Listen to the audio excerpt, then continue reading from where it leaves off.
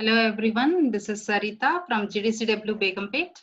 I welcome you all to the another session of chromatography.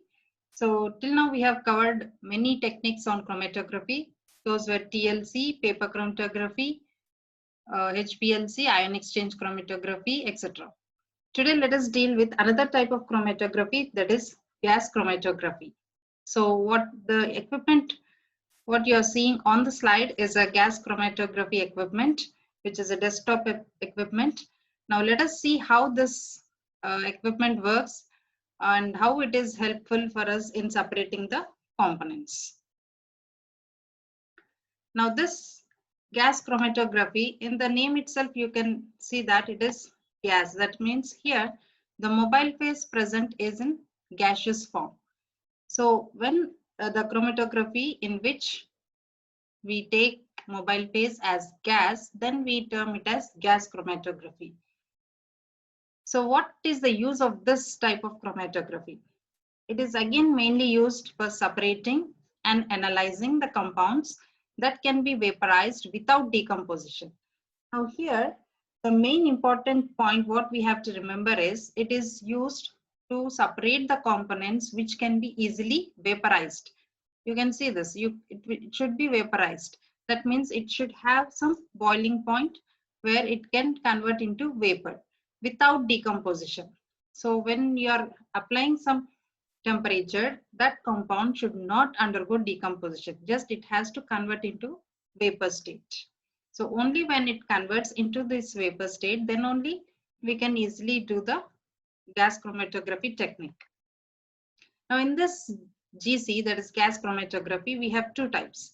So depending upon the mobile phase and the stationary phase that is used. Actually here we have two types, which is GSC, that is gas solid chromatography, and GLC, which is gas liquid chromatography. So what is the difference between these two is, as you can see, it is GSC. Okay, so S stands for solid here, whereas here GLC, L is liquid. Now what will be the mobile phase in GSC? The mobile phase will be the same gas, but the stationary phase will be solid. So if we have a technique where mobile phase is gas and the stationary phase is solid, then it comes under GSC type. And the principle involved in this type is adsorption. So in all the other cases also we have seen what is adsorption principle. Now when you load a sample, what happens? The sample will get adsorbed onto the solid here. Okay, so when the sample is getting adsorbed onto the solid, later on what we are doing, we are taking mobile phase as gas here. So this gas will help in desorption of the components which are present on the solid. So that is the reason why the principle involved in GSC is adsorption technique. Whereas in GLC, here again the mobile phase is gas only, but the stationary phase what we take here is a liquid. So this liquid should be high boiling point liquid adsorbed onto a solid. Now because that liquid, it won't be at one place. So we need to make that liquid immobilized liquid. So what we will do is that liquid should get adsorbed onto a solid. That means we have to take some solid support for this. So in the GLC type, stationary phase is liquid which is adsorbed onto a solid support. And the principle involved in this case is partition. Now partition is what? So in this case, when the sample is loaded in the column, so that sample, what happens is the components which are present in the sample, they will get partitioned between the two phases. So what are the two phases? That is the gas and the liquid. So the particles or the components are getting partitioned between the two phases, and thereby the separation takes place. So in this gas chromatography, generally more volatile components will undergo fast separation. That is, we can collect more volatile components very fast when compared to the less volatile components. So these are the two different techniques which again comes under gas chromatography. Those are GSC and GLC. So now when we look at the instrumentation part of gas chromatography, so here you can see the carrier gas, because mobile phase is what? Gas. So we need some gas as a mobile phase. So it is stored in this cylinder.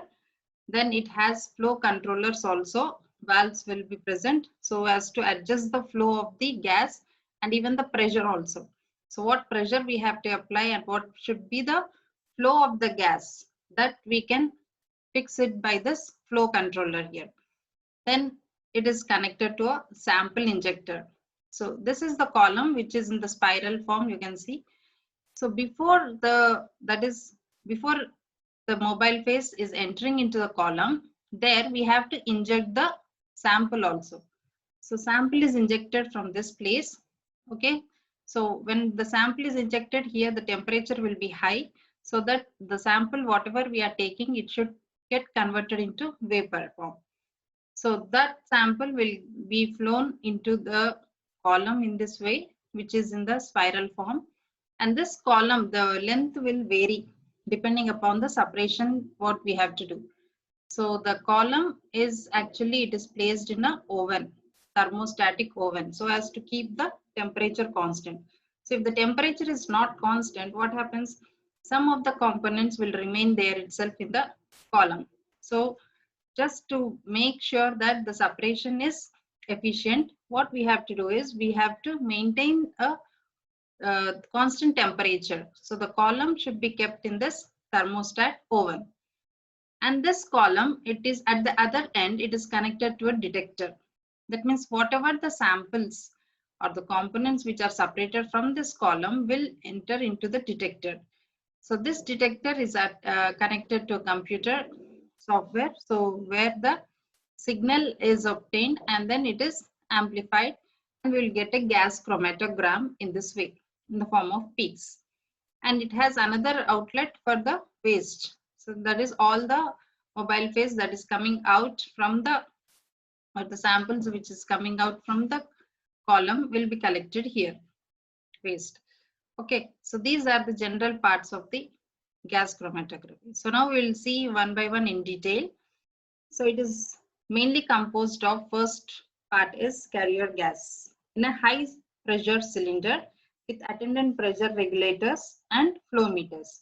So the gas whatever we are taking is maintained at high pressure in this cylinder. Now what are the gases that we can use as a mobile phase? So generally that is low molecular weight gases, that is the very lighter, that is helium, and inert gas such as nitrogen, hydrogen, argon, they are used as carrier gases. So generally we take helium and nitrogen. And the flow rate of these gas into the column should be maintained. So it should be maintained from 1 to 1000 ml per minute. And we have some capillary restrictors, and the pressure what we have to maintain is 1 to 4 atmospheric pressure. So this is the general thing what we can fix it in the computer only, or else you will be having a meters here at the flow controller where we can turn the valve such that to maintain its flow and the pressure. Then after that we have the other part is the sample injection system. So this is the sample injection system where the sample has to be injected. Now in this case, the sample we can take is, it can be in the liquid form or a gaseous form.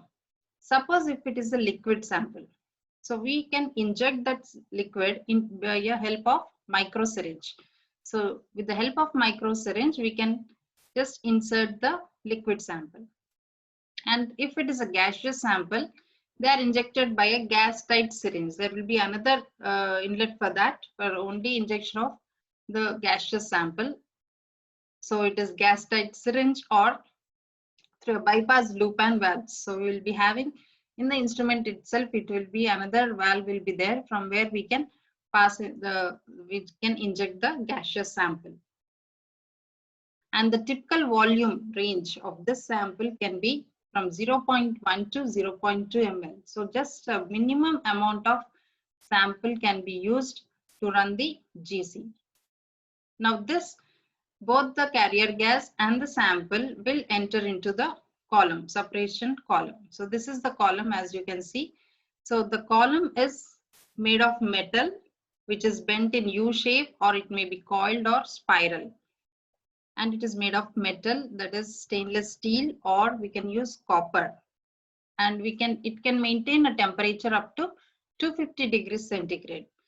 Okay, so that is the high temperature where even the components of the sample should not undergo decomposition. Several sizes of columns are used depending upon the requirements. So if we want to separate large number of components, we have to use long length of the column also. In the columns also, we will be having different types, capillary column or packed column. So that we'll see later.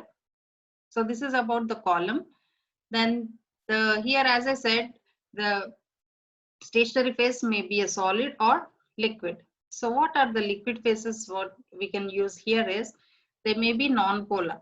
So non-polar examples are, we can take paraffin, squalene, silicone greases, silicone gum rubber. So all these materials, what they do is they help in the separation of the components in order of their boiling point. So as GC is the technique where the separation is based on the boiling points of the components present in the mixture. Then intermediate polar compounds can also be taken as the liquid phases. For example, you can see here it is diethyl hexyl phthalate. So diethyl hexyl phthalate can act as intermediate polarity. That means where we can separate both the polar and non-polar groups also. And it is mainly used for separation of high boiling alcohols. Then polar groups such as carbowaxes liquid phases can be used. Now this carbowaxes, it is having large proportion of polar groups. So here the separation of both polar as well as non-polar substances can take place. Now there are some substances where hydrogen bonding is found. So we know that hydrogen bonds are also, they are nothing but weak forces. And here the hydrogen bonding can take place between the polar liquid phases with high hydrogen bonding can be seen. Example, glycol. So if we have glycol there, so it can form hydrogen bonds with the components. Then for if we want to separate a specific component, suppose here the example given as silver nitrate in glycol. AgNO3 in glycol separates unsaturated hydrocarbons. So we also have specific liquid phases where it is used for the separation of only a specific component. Suppose if it is an unsaturated hydrocarbon, it is better to use silver nitrate in glycol. So these are some of the examples where they are acting as liquid phases. Then as these liquid phases, we have to make them immobilized. So what we have to do is we have to fix them onto a solid support. So what are the supports that we can use? Here first the support should be inert. So that support should not form any chemical bonding or chemical reaction with that of the liquid phases. The surface area should be large to ensure the rapid attainment of equilibrium between the stationary as well as the mobile phases.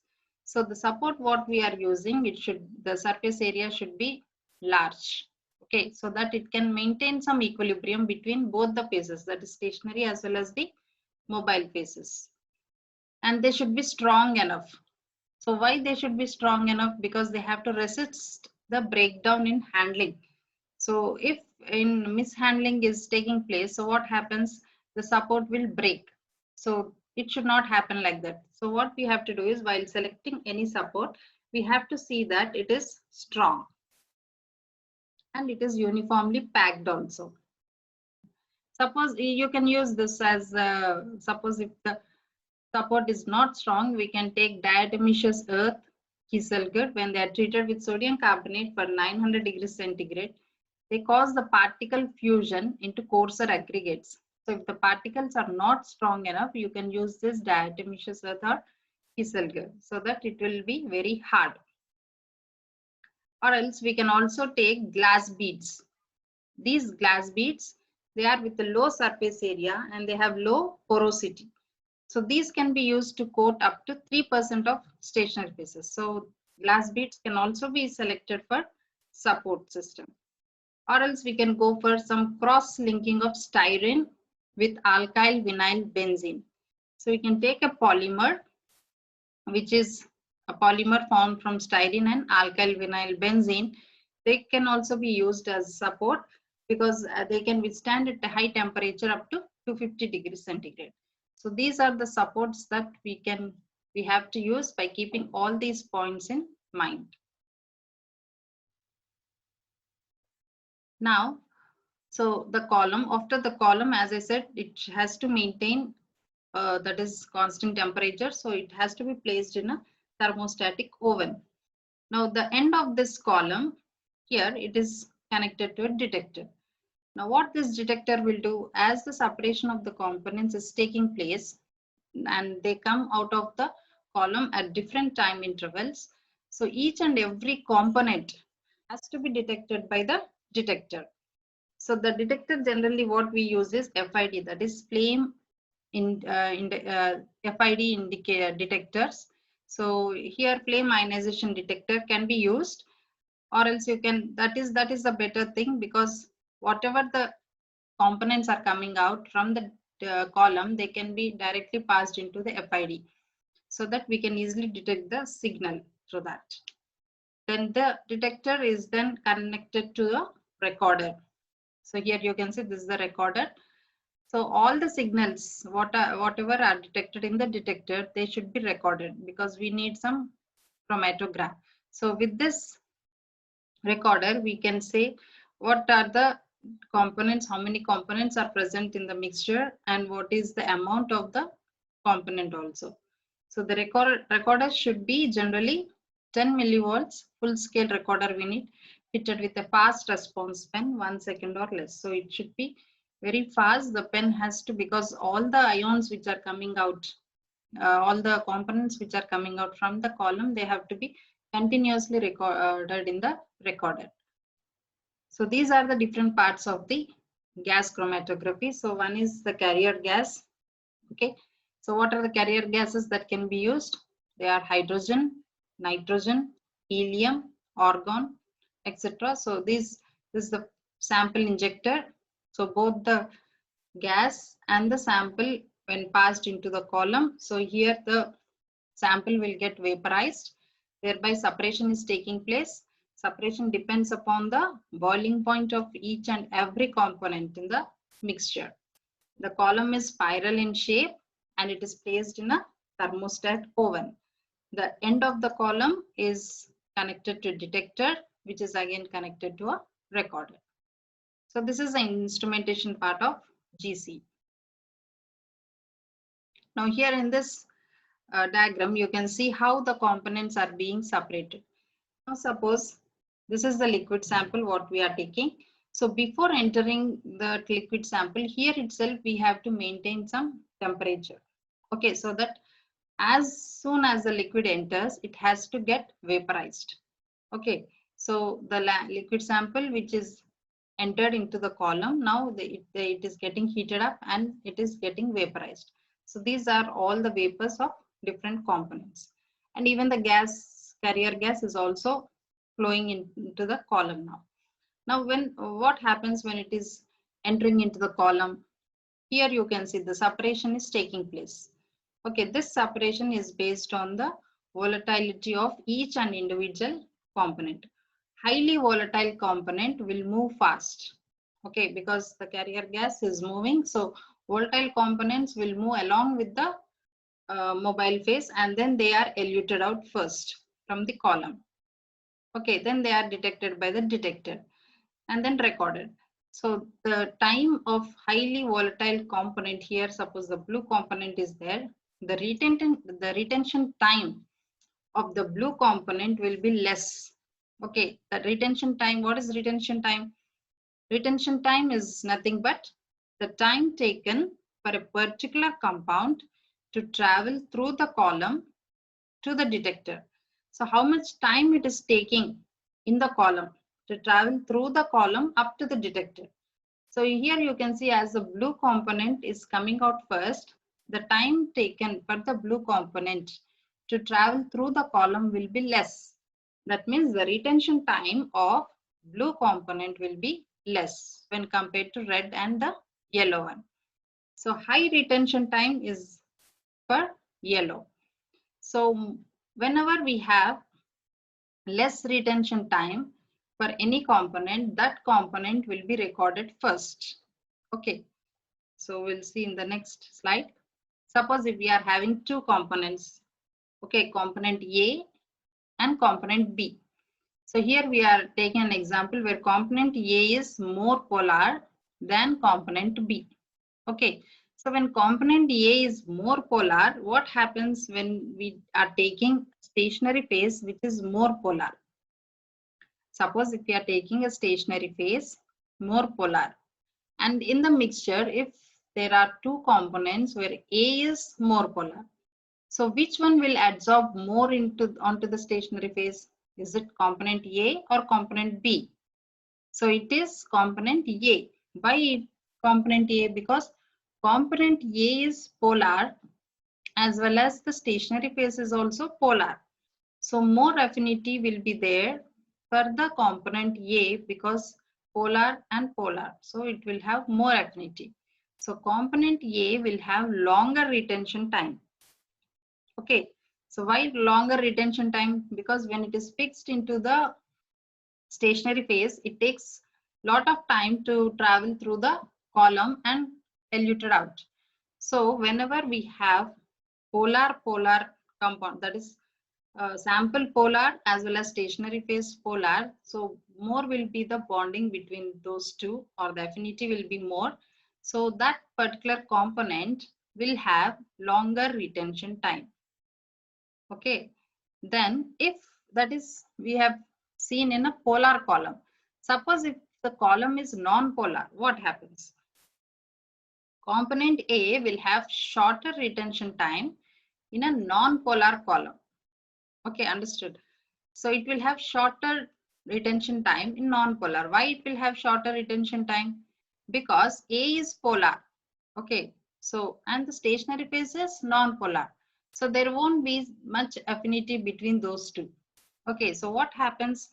It won't remain for a long time in the column. It is getting eluted out fast. So that means component A will have shorter retention time in a non-polar component. Okay. Now the component that is retained the shortest time in the column is detected first. So as I said, less retention time means it is eluted out first. When it is eluted out first, that means it is first detected also. So this is the chromatogram example where we can see two peaks. Okay, two peaks are observed. This is for ethanol and this is one propanol. Now this boiling point is 80 degrees centigrade of ethanol, and for this it is 97 degrees centigrade. So as I said, because here ethanol is first eluted out. Okay, so ethanol retention time is less. So whichever component is having less retention time, that is eluted out first. Then comes the another component which is having RT larger, that means retention time larger. So larger components will elute slowly. So from here we have to start the peak. Okay, you will be having 0, 1, 2, 3, 4 like that. The scale on the x-axis, that is nothing but the retention time. So in the next slide you can see one example where the gas chromatogram of blood alcohols and related compounds showing retention times. Okay, so when a blood sample is collected and when it is run through GC, so this is the gas chromatogram that has been obtained. Now in this case, you can see there are 6 peaks, okay, which refers that it is having 6 different components in the blood, and depending upon the retention time also it is there. You can see starting from 0 here, the first component methanol, which is having less retention time, is first eluted out. Then comes ethanol. This one, second one is ethanol. Third is ethanol. Then fourth peak is 2-methyl-propanol. And then fifth is propanone. Sixth is propane 1-ol, that is propanol. Okay, so these are different components. So the peaks are formed depending upon the retention times of these components. And on y-axis we are having absorption. You can see the area which is covered under the peak will give the concentration or the amount of the sample which is present. So in this way, we can actually find out what is the nature of the components which are present in this, as well as the amount of the sample. That is, GC gives both qualitative as well as quantitative analysis. Okay. Then we'll have again a brief for GC chromatography. What is GC? How it is being done? We'll see in animation. So gas chromatography generally used for volatile compounds. Now, what are the components present? The main important component is column. So it is coiled, or you can have spiral shape of that particular column. That column should be packed. So this column may be, that is two types, packed column or capillary column. Now packed column differences, material is glass or stainless steel, length is 1 to 3 meters, internal diameter is 2 to 4 mm, very, very small diameter it has. Whereas capillary column, it is made up of fused quartz, length is long, it is 10 to 100, diameter is still more small, that is 0.1 to 1 mm. So this capillary column can be best used for the high resolution spectra. Then we have gas chromatography. That is, the column has to be placed in a uniform chamber. Then the stationary phase, what we use here, we are showing silicone grease or wax, which is the stationary phase present in the column. And then the mobile phases, what we use are gas, as I said, helium or nitrogen can be used. Mostly we use these two. So these mobile phases will enter into molecular sieve. Now this molecular sieve uses, it removes all the unwanted hydrocarbons, water vapor and oxygen which are present in the gas. Now as it passes through the column is again connected to a detector and the components are detected there. Now how it works again we will see. So hydrogen and oxygen are taken. So that is for FID. So the sample, it may have heptane, acetone, methanol. So all this sample, it is injected at the injection system, that is sample injector there. And then this temperature, as I said, it should be high. Injection region is kept 20 to 50 degrees higher than the column. The column can have more temperature, around 250 to 300 also sometimes. That is, the temperature will be more for the column when compared to the sample injection system. So 150 to 300 degrees centigrade can be maintained. Now the stationary phase, now when we have two types of compounds, more volatile and the other is less volatile compounds. And here from this end, we are passing nitrogen or helium. You can see more volatile compounds are traveling faster. So the yellow component is traveling faster when compared to the blue one. So that means more volatile component here is having less retention time.